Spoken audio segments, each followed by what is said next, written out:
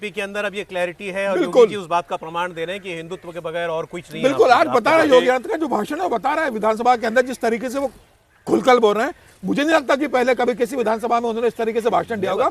ये पहला भाषण है उनका और ये बता रहा है कि वो किस तरीके से आगे बढ़ने वाले हैं। उन्होंने संदेश दे दिया। इलाहाबाद हाईकोर्ट के जो जज हैं बिल्कुल यादव साहब, उन्होंने एक कार्यक्रम में कहा, शायद विश्व हिंदू परिषद का कार्यक्रम, कहा कि दुनिया भर में जो समाज चलते हैं, देश चलते हैं, उसमें बहुसंख्यकों की भावनाओं का आदर किया जाता है और आज यूसीसी आना चाहिए।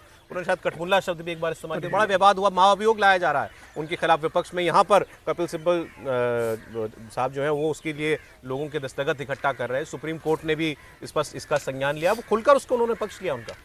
राहुल गांधी हिंदुत्व को आईएसआईएस और बोको हरम से तुलना करने पर सहमति जता दें, इस देश में कहीं कोई हलचल नहीं होती। और शेखर यादव कठमुल्ला, मतलब जो ज्यादा कठोर है, जो कट्टर है, जो गलत तरीके से उसको परिभाषित कर रहा है इस्लाम को, उसी को कठमुल्ला कहते हैं।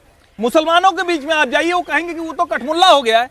ये कोई नई बात थोड़ी ना है। जो भी लोग देशज भाषा को समझते हैं वो उसको सुनेंगे। लेकिन कमाल की बात ये कि शेखर यादव के खिलाफ महाभियोग ला रहे हैं। इस देश में समान नागरिक संहिता की बात करना वो कम्युनल हो जाता है। इसीलिए प्रधानमंत्री नरेंद्र मोदी को लाल किले से, प्रधानमंत्री नरेंद्र मोदी को सदन के भीतर ये कहना पड़ता है कि अभी जो है वो कम्युनल है, अब हम सेकुलर सिविल कोड लाएंगे। योगी आदित्यनाथ जो कह रहे हैं, जरा दुनिया के किसी देश का बताइए ना, बहुसंख्यक की भावना का सम्मान नहीं रहेगा तो उस देश का सत्व, उस देश की आत्मा, उस देश की चेतना मर जाएगी।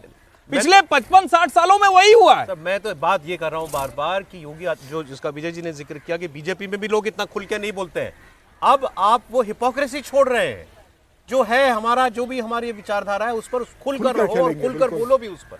नहीं, मैं ये कह रहा हूं कि बीजेपी ने ऐसा कभी नहीं किया कि वो छोड़ दिया हो 4 राज्यों की सरकार के बारे में। हाँ, कई बार आप जब कुछ पदों पर पहुंचते हैं तो भाषा को लेकर आप चयन शब्दों में थोड़ा सा बरतते हैं, लेकिन सदन के भीतर भी जो बातें योगी आदित्यनाथ कह रहे हैं, क्या उसमें कोई भाषा, शब्दों का चयन, शब्दावली, उसमें कोई गड़बड़ है? वो तथ्यों के आधार पर नरेट कर रहे हैं, कुछ बड़े संदर्भ रख रहे हैं और उन संदर्भों का जवाब नहीं है, चाहे वो पुस्तकों का संदर्भ हो, चाहे ऐतिहासिक ग्रंथों का संदर्भ हो। और वो सब छोड़िए, न ज्यादा पढ़ने लिखने की क्या जरूरत है।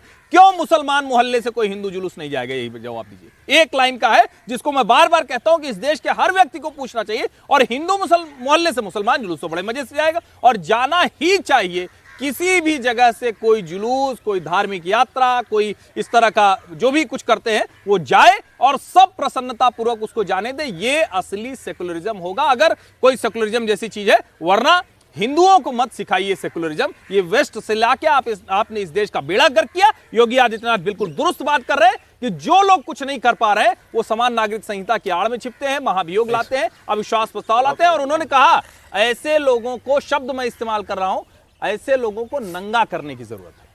जी, कुछ कर रहे हैं। मैं जस्टिस शेखर यादव की बात कर रहा हूँ। वो यूसीसी का मसला नहीं है, आप उसको थोड़ा सा ट्विस्ट कर रहे हैं। नहीं, मतलब हम लोग भी बोला उन्होंने, नहीं बोला है, लेकिन मसला यूसीसी का नहीं है, मसला है बहुसंख्यकवाद का। ये लोकतंत्र की मूल भावना के खिलाफ है। यदि आप बहुसंख्यकवाद की बात करते हैं कि किसी भी देश में मेजॉरिटी यदि डिसाइड करेगी, तो ये तो लोकतंत्र की मूल भावना के खिलाफ है।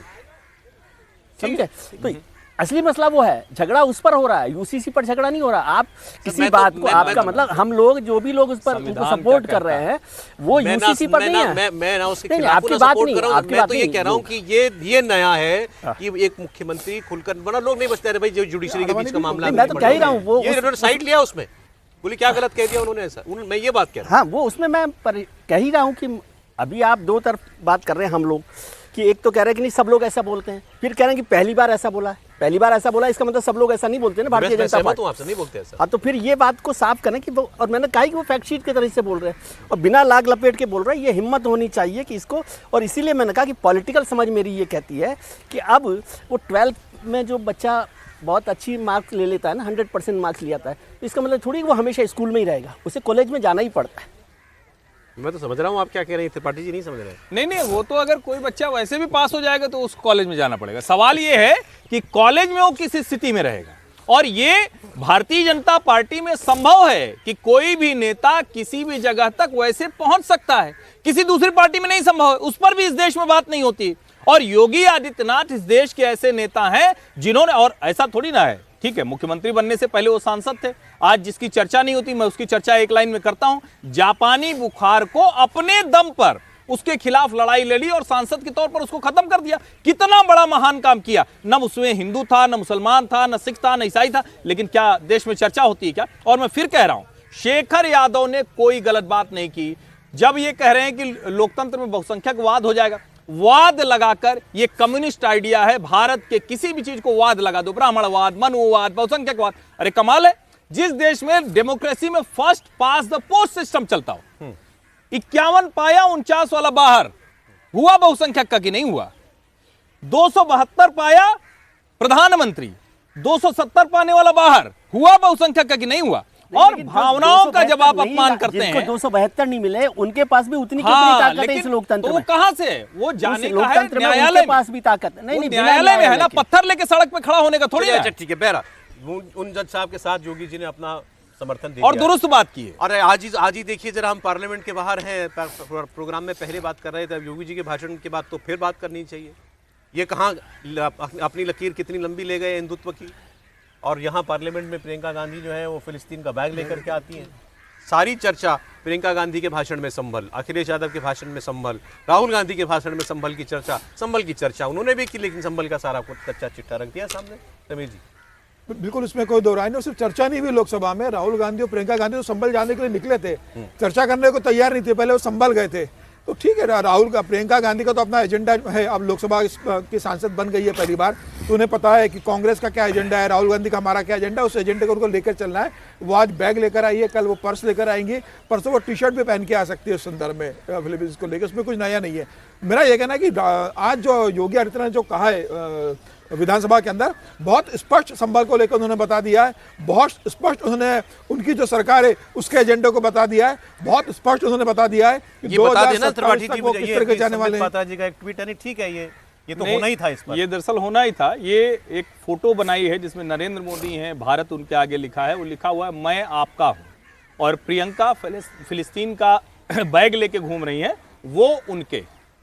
अब आप कुछ भी कहिए, और संबित पात्रा ने लिखा है फर्क साफ है। नहीं, मेरा कहना ये होगा, ये प्रियंका गांधी तो जानती ही थी, उनको मालूम ही था ना मैं फिलिस्तीन का बैग लेकर जा रही हूँ, तो संदेश क्यों लेके आई? वो क्यों लेके आई ना, संदेश देना था ना, किसको संदेश देना था? भारत के मुसलमानों को संदेश देना था। उनका मकसद भी हल हो रहा है इससे, बिल्कुल उनका वोट बैंक ही वही है। प्रियंका गांधी और कांग्रेस का जो वोट बैंक है, उनको संदेश देना है, वो संदेश दे रही है अपने तरीके से। वो संभल जाके संदेश देना चाहती है, वो लोकसभा के अंदर बैग लेकर संदेश देना चाहती है, तरीका अपना अलग अलग है संदेश देने का। वही अखिलेश यादव चाहते हैं, वही प्रियंका गांधी, राहुल गांधी चाहते हैं, मुझे लग रहा है। लेकिन इन सब बातों के बाद जो जिस तरीके से योगी आदित्यनाथ ने आज लोकसभा विधानसभा के अंदर उत्तर प्रदेश में बोला है, सबको इस बात का करारा जवाब दे दिया है। मुझे ऐसा लग रहा है अब योगी आदित्यनाथ इसी बीच पर लंबे चलने वाले हैं। उन्होंने बता दिया है मेरा एजेंडा साफ है, अराजक तत्वों को, असामाजिक तत्वों को, पत्थर फेंकने वालों के प्रति कोई सहानुभूति नहीं रहेगी।